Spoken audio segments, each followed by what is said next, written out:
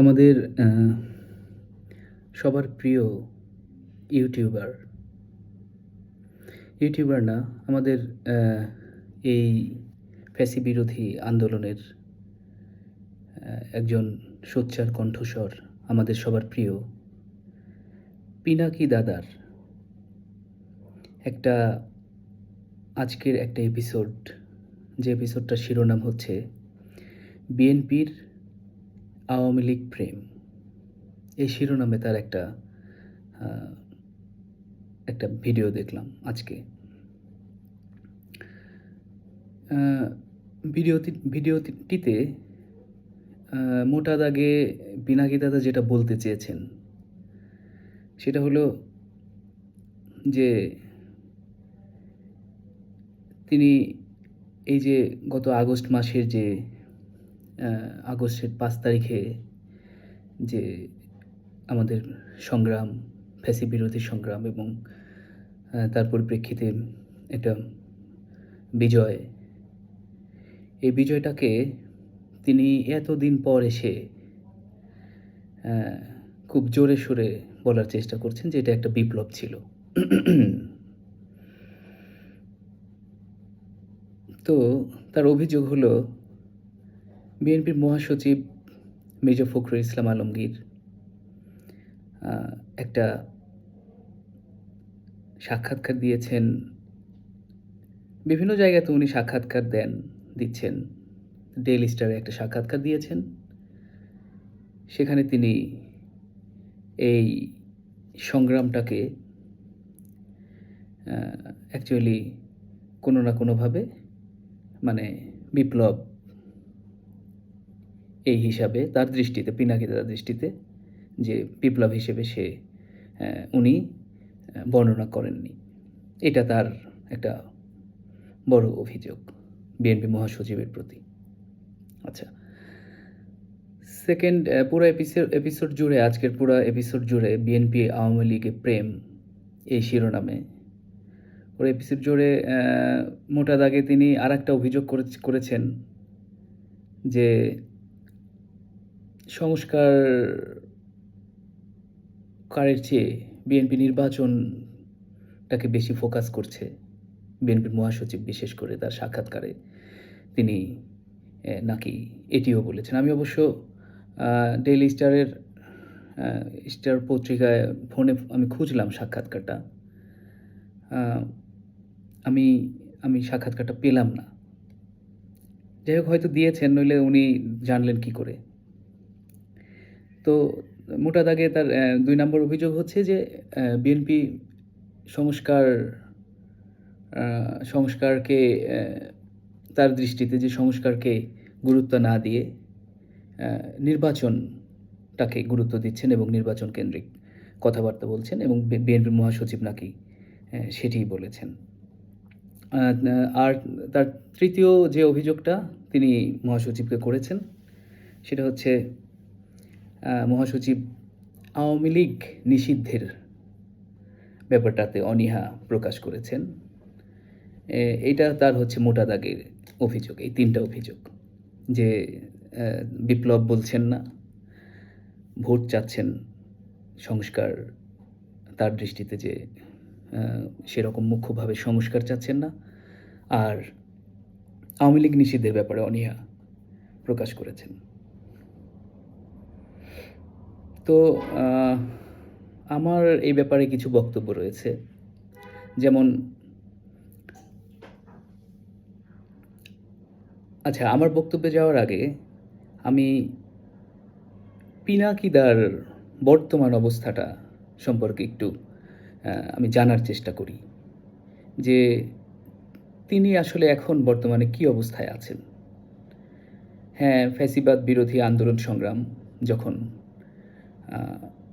দেশে চলমান ছিল, সেই সময় তার ইউটিউব চ্যানেল এবং তার অবস্থান খুবই বলিষ্ঠ ছিল। এই ফ্যাসিবাদ বিরোধী আন্দোলনের সাথে যারা সম্পৃক্ত, আমার মনে হয় যে আমি সহ আমরা সবাই তাকে ফলো করতাম, তাকে দেখতাম, অনুপ্রাণিত হতাম। এ বিষয়ে কোনো সন্দেহ নেই। তার ফ্যাসি বিরোধী ইউটিউবে তার সোচ্চার উচ্চারণ আমাদেরকে অনেক সাহসী করত। তো এখন আমি যদি সেই পিনাকিদাকে এখন যদি মূল্যায়ন করতে যাই, আমি দেখি যে হাসিনা চলে যাওয়ার পর, হাসিনা পালিয়ে যাওয়ার পর তিনি এই বর্তমান গভর্নমেন্টের সাথে, বিশেষ করে উপদেষ্টাদের সাথে তার নানা বিষয় নিয়ে যোগাযোগ হচ্ছে। তার বিভিন্ন প্রস্তাব, পরামর্শ, গবেষণা, তার নিজের বর্ণনা অনুযায়ী বর্তমান উপদেষ্টাদের অনেকেই, আসিফ নজরুল থেকে শুরু করে স্বাস্থ্য উপদেষ্টা থেকে শুরু করে প্রধান উপদেষ্টা ডক্টর ইউনূস পর্যন্ত তার সাথে আলোচনা করছেন বিভিন্ন বিষয় নিয়ে, এবং তার পরামর্শগুলো তারা গুরুত্ব দিয়ে শোনার চেষ্টা করছেন। ভালো। গতকালকের এপিসোডে আমি দেখলাম যে উনার এই তথ্য সংগ্রহ এবং পরিকল্পনার ক্ষেত্রে গত সময়গুলোতে যিনি ওনার গুরু হিসেবে উনি বর্ণনা করেছেন, যে ব্যক্তিটি, ওনার নামটা আমি এখন মনে করতে পারছি না, সেই ব্যক্তিটিও একটা উপদেষ্টা পদমর্যাদায় একটা ভালো পজিশন পেয়েছেন। তো আমি ধরে নিতে চাচ্ছি যে পিনাকি ভট্টাচার্য বর্তমান যে উপদেষ্টা পরিষদ আছে তাদের সবার সাথে করে নিয়ে, এবং এই উপদেষ্টা পরিষদ ফাংশন করছে, সেখানে তার একটা ভালো ভূমিকা রয়েছে। এই উপদেষ্টা পরিষদের সাথে আছেন। এখন আমার পিনাকি দাদার কাছে প্রশ্ন, যে উনি আজকে যেভাবে এই আমাদের এই সংগ্রামটাকে, আমাদের এই সম্মিলিত সংগ্রামটাকে যেভাবে বিপ্লব বলে আজকে প্রচার করলেন, এর আগে এই যে 3 মাস চলে গেল, 100 দিন চলে গেল, এর আগে কি উনি এইভাবে এই আন্দোলনটাকে বিপ্লব বলে সম্বোধন করেছেন? আজকের এপিসোডে উনি যেভাবে বিপ্লবটাকে সামনে নিয়ে এসে বিপ্লব কতগুলো আকাঙ্ক্ষা নিয়ে আসে, আমি এই বিপ্লব নিয়ে কিন্তু এর আগে থেকেই বলে আসছি। আমি আমার জায়গা থেকে আমার কিছু রেকর্ডিং, ভিডিও রেকর্ডিং আপনারা দেখলেই বুঝতে পারবেন যে আমি এই বিপ্লব, এটা যে একটা বিপ্লব ছিল, এবং এ নিয়ে আমি কয়েকটা পর্বে আলোচনা করেছি। যেমন আমি সেখানে আলোচনা করতে গিয়ে বলেছি যে এটা যে একটা বিপ্লব ছিল, এই বিপ্লবটা কিভাবে প্রথমেই জন্ম নেওয়ার পর তার নামটা হারিয়ে ফেলল, এই ব্যাপারটা নিয়ে আমি আলোচনা করেছিলাম। যে অনেকেই অনেক নামে এই বিপ্লবটাকে নামকরণ করার চেষ্টা করছে। কেউ বলছে সংগ্রাম, বৈষম্য বিরোধী আন্দোলন, আন্দোলন বলছে কেউ, ছাত্র জনতার আন্দোলন, বৈষম্য বিরোধী আন্দোলন, মানে আন্দোলন বলছে অনেকেই আবার বলছে গণ অভ্যুত্থান, গণ অভ্যুত্থান। তো আমি আন্দোলন কি, অভ্যুত্থান কি, এগুলোর সংজ্ঞা দিয়ে বোঝানোর চেষ্টা করেছিলাম আমার ওই রেকর্ডিংয়ে, যে এটা আসলে একটা বিপ্লব ছিল। এবং আমি সেক্ষেত্রে আন্দোলন, যে একটা আন্দোলনকে সংজ্ঞায়িত করেছিলাম বইয়ের ভাষায়, যে এটা একটা আলোড়ন সৃষ্টি করা, একটা কম্পন, একটা আলোড়ন। এবং আমি এটা নিয়ে লিখেও ছিলাম যে এটা কোনো আন্দোলনও ছিল না, এটা কোনো অভ্যুত্থান, গণ অভ্যুত্থানও ছিল না, এটা পুরোপুরি একটা বিপ্লব ছিল। তো বিপ্লব পিনাকিদা যেভাবে বুঝিয়েছেন আমিও ঠিক ওইভাবেই বলেছিলাম। শুধু পিনাকিদার যে বিপ্লবের যে ৭টি অনুষঙ্গের কথা উনি উপস্থাপন করেছেন, তার মধ্যে আমি মনে করি যে শুধু একটা জিনিস বাদ গেছে। সেটা হচ্ছে যে উনি বলেছেন যে বিপ্লব অ্যা অতি দ্রুত সময়ের মধ্যে হয়। হ্যাঁ, বিপ্লব যখন একদম আ দ্বারপ্রান্তে চলে আসে, তখন অতি দ্রুত সময়ের মধ্যেই চেঞ্জগুলো হয়। কিন্তু বিপ্লব কিন্তু হয় না, বিপ্লব গড়ে ওঠে। এই কথাটা পিনাকিদা বলেননি। আ বিপ্লব ধীরে, ধীরে গড়ে ওঠে এবং সেটা গড়ে উঠতে অ্যা দীর্ঘ প পথ পরিক্রমা পাড়ি দিয়ে আসতে হয়। হুম? যেমন আমরা যদি বিভিন্ন বিপ্লবের দিকে লক্ষ্য করি, আমরা অনায়াসেই সেটা দেখতে পাবো। যেমন ইরানের যে বিপ্লব হয়েছিল, খোমেনি ফ্রান্সে থেকে দীর্ঘদিনের আন্দোলন, দীর্ঘদিনের প্রচেষ্টার ফল হিসেবে একটা সময় এসে বিপ্লবটা আ মানে জন্মগ্রহণ করল। আ আবার আমরা যদি আফগানিস্তানের আ তালেবান বিপ্লবের দিকে লক্ষ্য করি, সেটাও আমরা দেখব যে দীর্ঘ পথ পরিক্রমায়, দীর্ঘ সংগ্রামের ফসল হিসেবে বিপ্লবটা একদিন জন্ম লাভ করল। এখন পিনাকিদা এই বিপ্লবটাকে রাজনৈতিক বিপ্লব বলছেন। হ্যাঁ, অবশ্যই রাজনৈতিক বিপ্লব। কিন্তু পিনাকিদার কাছে আমার প্রশ্ন যে যখন এই বিপ্লবটা যখন দ্বারপ্রান্তে এসে পৌঁছালো, যখন একটা ন্যারেটিভ দাঁড় করানো হলো, আমি মনে করি যে এদেশের অ্যা প্রথম আলো ঘরানার বুদ্ধিজীবীদের দ্বারা, যে এটা একটা অরাজনৈতিক বিপ্লব ছিল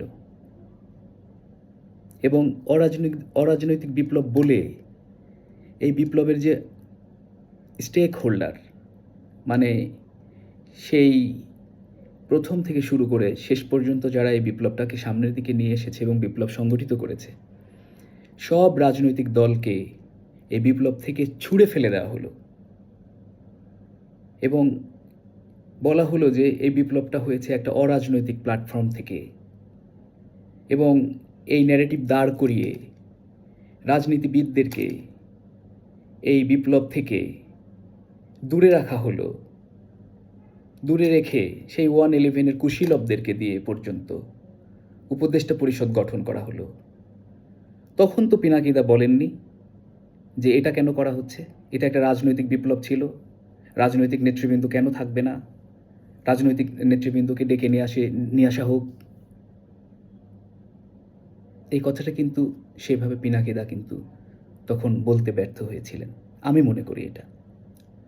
আজকে তিনি রাজনৈতিক বিপ্লবের সংজ্ঞা দিচ্ছেন, আজ ৩ মাস পর এসে। আচ্ছা, তো আমি যা দেখতে পাচ্ছি আমরা এখন, পিনাকিদা তো এই বিপ্লবের সাথেই আছেন।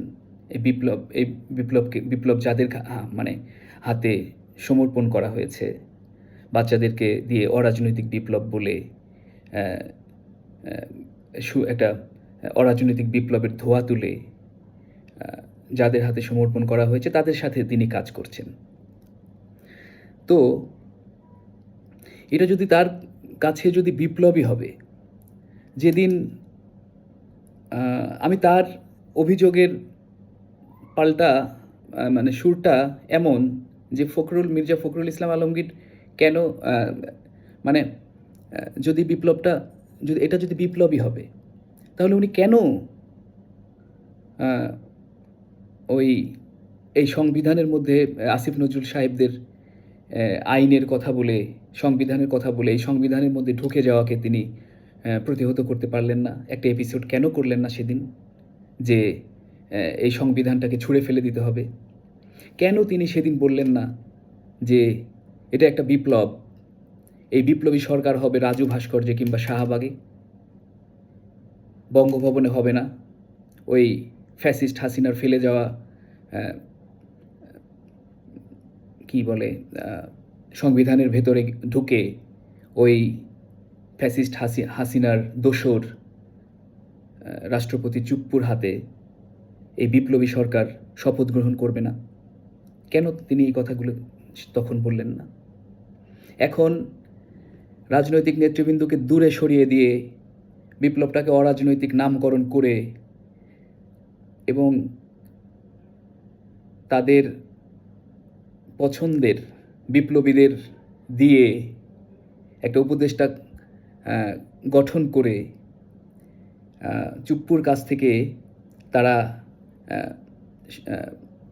মানে শপথ গ্রহণ করে এই সংবিধানের মধ্যে নিজেরাই ঢুকে গিয়ে এখন যখন মির্জা ফখরুল ইসলাম আলমগীর বলছেন যে আপনারা যখন এর মধ্যে ঢুকে গিয়েছেন তখন এর মধ্য দিয়েই একটা সমাধানের পথ আমাদেরকে খুঁজে বের করতে হবে, তখন আপনার পিনাকিদা আপনার গায়ে লেগে যাচ্ছে খুব। আপনি কিন্তু আগে থেকে কিছুই বলেন এই বিপ্লবটা সম্পর্কে। আপনি কিন্তু যখন শুধু মানুষ মুখেই বলেনি, পত্রপত্রিকায় বিভিন্ন লেখালেখিতে এটাকে বৈষম্য বিরোধী আন্দোলন, ওই গণ অভ্যুত্থান, এইগুলা আপনি নিজেও বলে আসতেছেন, সবাই বলে আসতেছেন, তখন আপনি বললেন না যে না এগুলো বলা যাবে না, এটা একটা নির্দিষ্ট নাম হবে এবং এই ক্রাইটেরিয়ার মধ্যে এটা পড়ে, যেটা একদম সুনির্দিষ্ট একটা বিপ্লব। এটা আপনি বললেন না। তারা ঢুকে গেল যখন, তখন আপনি বাধা দিলেন না, তাদেরকে নিষেধ করলেন না, ডক্টর ইউনূসকে কিছু বললেন না। এখন আপনি ফখরুল ইসলাম আলমগীর ওই প্রোগ্রামে তাকে ইনভাইট করা হয়েছে, সে গেস্ট হিসাবে দেখতে গিয়েছে, তাকে আপনি দোষারোপ করছেন যে আপনি দেখতে গেলেন কেন? না গেলেও তো আপনি তাকে দোষারোপ করতেন যে ওখানে বিপ্লবের পর সবাই মিলে শপথ গ্রহণ করছে, অথচ বিএনপি ওখানে অংশগ্রহণ করছে না। তার মানে কি বিএনপি কি এই আন্দোলন, এই সাফল্যকে ওন করে না? তখন তো আপনারা এই কথাগুলো বলতেন। এখন বিএনপি যখন আপনাদের দেখানো পথেই ধৈর্য ধরে, আমি তো মনে করছি যে তারেক রহমান সাহেব, বিএনপি আপনাদের দেখানো পথেই হেঁটেছে এবং তারা ধৈর্য ধারণ করেছে। এখন পর্যন্ত আপনারা যেভাবে পথ দেখাচ্ছেন সেভাবেই তারা আপনাদের কথা শুনছে। তাহলে আপনি কেন এখন বলছেন যে মির্জা ফখরুল ইসলাম আলমগীর সাহেব ওই প্রোগ্রামে উপস্থিত কেন থাকলেন? এটা কি একদম স্ববিরোধিতা হয়ে যাচ্ছে না পিনাকিদা? আপনার কাছে আমি প্রশ্ন রেখে গেলাম। এখন আমি আমার গত কয়েকটা এপিসোডে আমি স্বভাবত এভাবে ভিডিও রেকর্ডিং কখনো করিনি। আমি এই বিপ্লবের সাথেই ছিলাম। আমাকে যারা চেনে, আমার আশেপাশের মানুষজন সবাই জানে যে হয়তো আমরা এরকম তো বাইরে চলে যেতে পারবো না।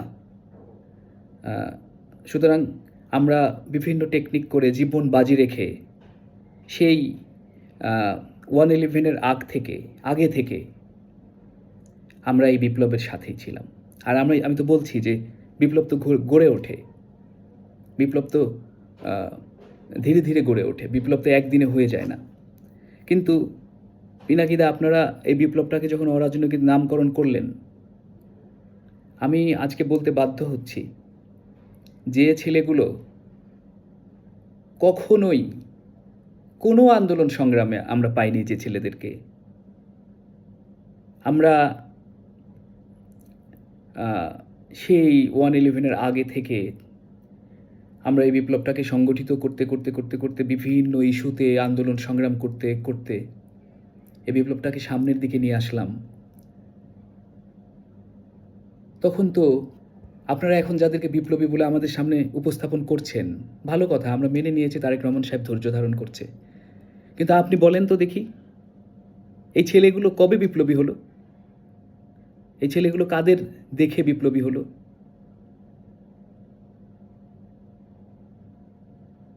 আপনারা একে অরাজনৈতিক বিপ্লব নাম দিলেন, অথচ আমরা যদি এই বিপ্লবটার গড়ে ওঠার দিকে তাকাই, তাহলে আমরা দেখব যে সেই 111-এর আগে থেকে একটি পরিবার, বেগম খালেদা জিয়া, তারেক রহমান এবং তাদের বিরুদ্ধে পার্শ্ববর্তী একটা বড় রাষ্ট্রের ষড়যন্ত্র, নানা রকমের ষড়যন্ত্র শুরু হয়েছে। আমাদের দেশের বুদ্ধিজীবী এবং পত্রপত্রিকা, মিডিয়া তাদের হয়ে কাজ করছে, সেই সেই যুগ থেকেই তো বিএনপি, ছাত্রদল, আমরা সবাই একসাথে এই সংগ্রামটা, এই বিপ্লবটাকে ধারণ করে করে সামনের দিকে নিয়ে এসেছি। আপনি যদি আপনি আপনি এটাকে এখন বিপ্লব বলছেন। আপনার কাছে আমার প্রশ্ন,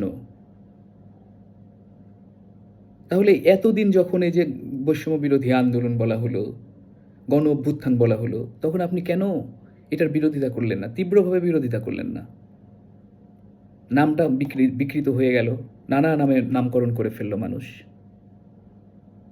আচ্ছা, এই বিপ্লবের স্টেক হোল্ডার যদি আমি আপনার কাছে জিজ্ঞেস করি যে আসল স্টেক হোল্ডার কে? অথবা আমি যদি আপনাকে বলি যে এই বিপ্লবের মূল নায়ক কে? এই যে বিপ্লবটা দ্বার প্রান্তে এসে ৫ আগস্ট এসে ফ্যাসিস্ট হাসিনার পতন হলো, এই বিপ্লবের আপনাকে যদি আমি জিজ্ঞেস করি পিনাকিদা, যে এই বিপ্লবের প্রতিটা বিপ্লবেরই তো একজন সেনাপতি থাকে, একজন মূল নায়ক থাকে। আপনাকে যদি জিজ্ঞেস করি যে এই বিপ্লবের সেনাপতিকে, আপনি কি বলবেন? এই বিপ্লবের সেনাপতি যদি আমরা খুঁজতে যাই, তাহলে তো আমাদের এই বিপ্লব কোথা থেকে শুরু হয়েছে সেখান থেকে যেতে হবে। সেই 111-এ যেতে হবে। সেই বিপ্লব ছাত্রদলের ছেলেগুলো, হ্যাঁ, এর সাথে জামাত ছিল, শিবির ছিল, কিন্তু ওদের নেতৃস্থানীয় নেতৃবৃন্দকে ফাঁসি দিয়ে দেওয়ার পর ওরা কিন্তু আর রাজপথে ছিল না। ওরা ম্যান টু ম্যান দাওয়াতে চলে গিয়েছিল। কিন্তু এই যে হাজারো গুম, হাজারো খুন উপেক্ষা করে ছাত্রদলের ছেলেগুলো, বিএনপির মানুষগুলো এই বিপ্লবটাকে তিলে তিলে তিলে তিলে তিলে তিলে এই জায়গায় নিয়ে আসলো কার নেতৃত্বে? দিন রাত স্কাইপি করে, কমিটি করে, এখানে যোগাযোগ করে, ওখানে যোগাযোগ করে, ওর সাথে যোগাযোগ করে, এই দলকে সাথে নিয়ে, ওই দলকে সাথে নিয়ে এই বিপ্লবটাকে এই পর্যায় পর্যন্ত আনলো কে? এই যে বাচ্চারা সর্বশেষে এসে বিপ্লবের সাথে সম্পৃক্ত হলো, এই যে বাচ্চাদের মনের মধ্যে যে হাসিনা যে ফ্যাসিস্ট, হাসিনা একজন ফ্যাসিস্ট, হাসিনার পতন ঘটাতে হবে, এই হাসিনা ফ্যাসিস্ট হলো কিভাবে? আমি যদি এই প্রশ্ন পিনাকিদা আপনাকে করি,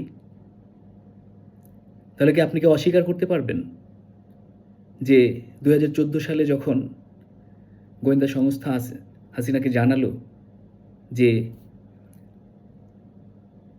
ফেয়ার ভোট হলে বিএনপি ক্ষমতায় চলে আসবে, হাসিনা তো তখনই ফ্যাসিস্ট হওয়া শুরু হলো বিএনপির ভয়ে, তারেক রহমানের ভয়ে, খালেদা জিয়ার ভয়ে। হ্যাঁ, আমি যে খালেদা জিয়ার নামটা বললাম, ইনি কোন শখে জেল জীবন বেছে নিল? কেন সেই সেন্ট্রাল জেলের একাকী জীবন তিনি বেছে নিলেন? গৃহবন্দিত্ব বেছে নিলেন কি কেন? ছোট ছেলে মারা গেল, ঠিকমতো তাকে দেখতেও পারলেন না, কেন? তাকে তো বলা হয়েছিল প্রথম দিকে যে আপনি বিদেশ চলে যান। তিনি বিদেশে গেলেন না কেন? এই বিপ্লবটার জন্যই তো। এই যে আমাদের বাচ্চারা আজকে বলছেন যে বাচ্চারা ফ্যাসিস্ট হাসিনার পতন ঘটিয়েছে, বাচ্চারা কিভাবে বুঝলো যে হাসিনা ফ্যাসিস্ট? তারেক রহমানের জন্যই তো, এই আমাদের জন্যই তো। আমরা তো ছেড়ে দেইনি কখনো। আমার 2 বন্ধু জগন্নাথ বিশ্ববিদ্যালয়ের 3 বন্ধু গুম হয়ে গেছে, একসাথে ঘুরতাম। আমরা তো ছেড়ে যাইনি বিপ্লব। তাহলে আমাদের এই যে সম্মিলিত প্রচেষ্টা, আমাদের দীর্ঘদিনের প্রচেষ্টা, এমন তো না যে এই বাচ্চারাই শুধু মারা গেছে। দল হিসেবে তো আমাদের ছাত্র দলের সবচেয়ে বেশি ছাত্র মারা গেছে, বিএনপির সবচেয়ে বেশি ছেলে মারা গেছে। এই সর্বশেষ বিপ্লবে এসেও তো বিএনপির সবচেয়ে বেশি ছেলে মারা গেছে। আর আমি তো অতীতের কথা বাদই দিলাম। তাহলে পিনাকিদা, যখন বয়ান তৈরি করা হলো, যেটা একটা অরাজনৈতিক বিপ্লব ছিল, বিপ্লব বলছিল না তারা তখন। তারা বলছিল যে এটা একটা গণ অভ্যুত্থান ছিল। তখন তো আপনি বিরোধিতা করলেন না। তখন তো বললেন না যে ওই শাহবাগ থেকে তোমরা তারেক রহমানকে ডেকে নাও, বিপ্লবের পিতাকে ডেকে নাও। এটা কি আপনার বলা উচিত ছিল না একটা এপিসোড করে? আপনি এখন বিএনপিকে দোষারোপ করছেন, এখন বিএনপি ভোট চাইছে। আপনারা যে সিস্টেমের মধ্যে বিপ্লবটাকে ঢুকিয়ে নিয়ে গিয়েছেন, সেই সিস্টেমেই থেকে বিএনপি এখন যে কারণে হাসিনা ফ্যাসিস্ট হলো, যে আমাদের এই বিপ্লবটা কেন ছিল? এই বিপ্লবের যদি মূল কারণ আমি যদি আপনার কাছে জিজ্ঞেস করি, কেন? ভোটাধিকারের জন্য, গণতন্ত্রের জন্য এই বিপ্লব ছিল। এই বিপ্লবের একটাই নাম হওয়া উচিত ছিল যে গণতন্ত্রে ফেরার বিপ্লব। আপনার বৈষম্য বিরোধী আন্দোলন বানালেন, 2 দিনের জন্য ছেলেপেলে আসলো। আর এই যে দীর্ঘদিন ধরে আমরা আমাদের জীবন বাজি রেখে চলেছিলাম।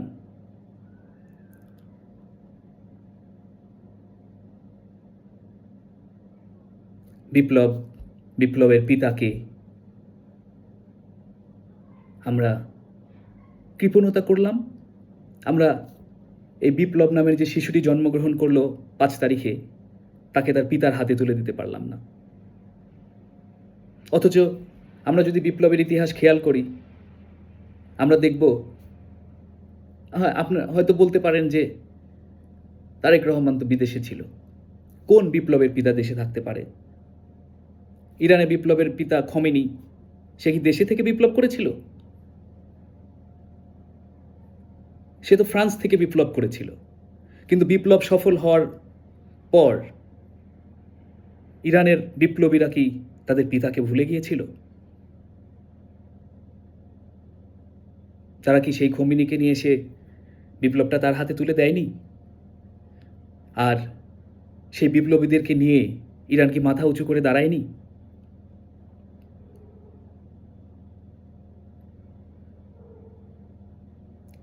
আমরা কি বিপ্লবের পিতার কাছে আমাদের বিপ্লবটাকে সোপর্দ করতে পেরেছি পিনাকিদা? আপনারা কি সেই কথাগুলো বলেছেন? আফগান বিপ্লবের দিকে তাকালে আমরা কি দেখি? আফগানের যে নেতৃবৃন্দ এখন প্রধানমন্ত্রী, তারা কি দুবাই থেকে বিপ্লব সংগঠিত করেনি? আফগানিরা কি তাদের সেই নেতাকে ভুলে গিয়েছে? বিপ্লব দ্বার প্রান্তে আসার পর কি তারা বলেছে যে উনি বিদেশ ছিল, ওনার আশা লাগবে না? আপনি তো কিছু বলেননি পিনাকিদা। আমি তো আশা করেছিলাম যে আপনি এই কথাগুলো বলবেন। বরঞ্চ আজ যখন বিপ্লব হাতছাড়া হয়ে গেছে, 111-এর কুশীলবদের নিয়ে এসে অরাজনৈতিক বিপ্লব বলে রাজনৈতিক নেতৃবৃন্দকে, বিপ্লবের পিতাকে, বিপ্লবের ভাই বিরাদারকে দূরে ঠেলে দিয়ে আপনারা তুলে দিয়েছেন অরাজনৈতিক ব্যক্তিদের হাতে। তারা যখন দেশ চালাতে পারছে না, দেশের বিভিন্ন জায়গা থেকে সমস্যাগুলো দানা বেঁধে আসছে, ব্যর্থ রাষ্ট্রে পরিণত হচ্ছে, তখন যখন বিএনপির মহাসচিব ভোটের কথা বলছে, দেশের প্রতিটা রাজনৈতিক দল ভোটের কথা বলছেন, তখন আপনারা সুর তুলছেন সংস্কার।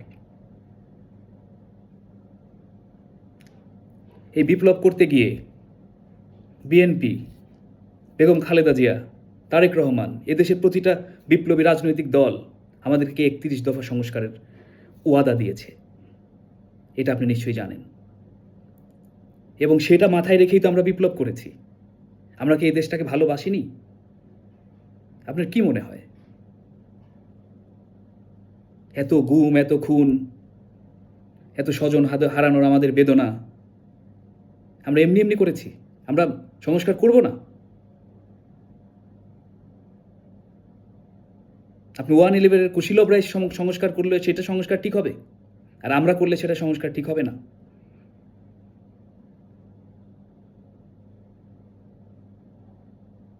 বিপ্লবের ময়দানে, রাজপথে যে কথা, যে অঙ্গীকার, যে সংস্কারের অঙ্গীকার বিএনপি প্রতিটা বিপ্লবী দল মিলে আমাদেরকে দিয়েছে, আপনার কি মনে হয় যে আমরা এই সংস্কার না করেই ছেড়ে দেব?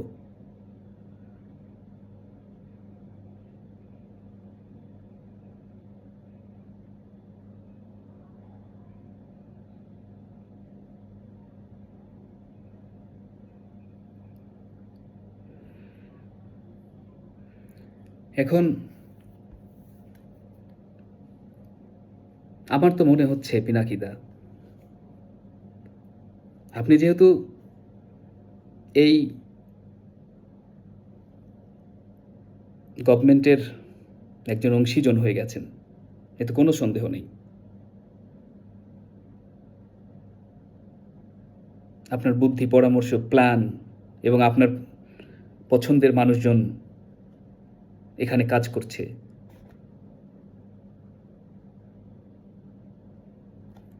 তো আমাদেরকে এটা ভাবতে বাধ্য করবেন না যে আপনারা হাসিনার মতো নির্বাচনকে ভয় পাচ্ছেন। আপনারা ক্ষমতার মোহে পড়ে গেছেন। কারণ বিএনপি বলছে না যে আমাকে ক্ষমতা দাও। বিএনপি বলছে যে একটা নির্বাচন দাও। সেই নির্বাচনে যদি মানুষ বিএনপিকে ভোট না দেয়, বিএনপি ক্ষমতায় আসবে না। বিএনপি তো বলছে না যে আমাদেরকে গভর্নমেন্টে দাও, ক্ষমতায় দাও। বিএনপি বলছে আমাদেরকে একটা ভোট দাও। যে ভোটের জন্য আজ দীর্ঘ সংগ্রাম চলে এসেছে।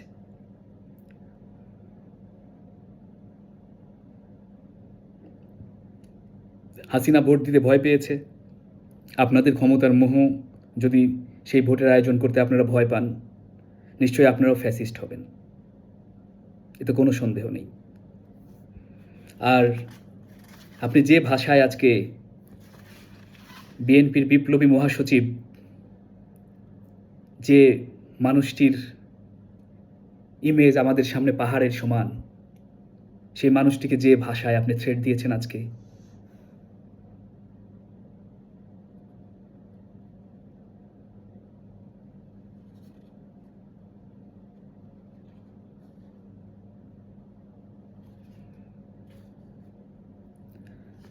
তা আপনি দিতেই পারেন। আপনার মতামত প্রকাশের অধিকার আছে, সমস্যা না। আপনি দেন, দিয়ে যান। কিন্তু ফ্যাসিস্ট হাসিনা যেভাবে ভোট না দিয়ে ফ্যাসিস্ট হয়েছে, খেয়াল রাখবেন যে এই ভোটের জন্য এদেশের জনগণ আবার যেন আপনাদেরকে ফ্যাসিস্ট না বলে। বিএনপি বিএনপির গণতান্ত্রিক পন্থায় চলবে। বিএনপিকে আপনি পরামর্শ দেওয়ার তেমন কিছু নেই বলে আমি মনে করি। বিএনপির এই দীর্ঘ সংগ্রামের পথ পরিক্রমায় অনেক বিপ্লবীর জন্ম হয়েছে। এই বিপ্লবীদের মাধ্যমে বিএনপি বেঁচে থাকবে। বিএনপি ধৈর্য ধরছে, তারেক রহমান ধৈর্য ধরছে। আমরা না হয় আরও কিছুদিন ধৈর্য ধরব। আপনি সর্বশেষ আরেকটা অভিযোগ করেছেন নিষিদ্ধের ব্যাপারে।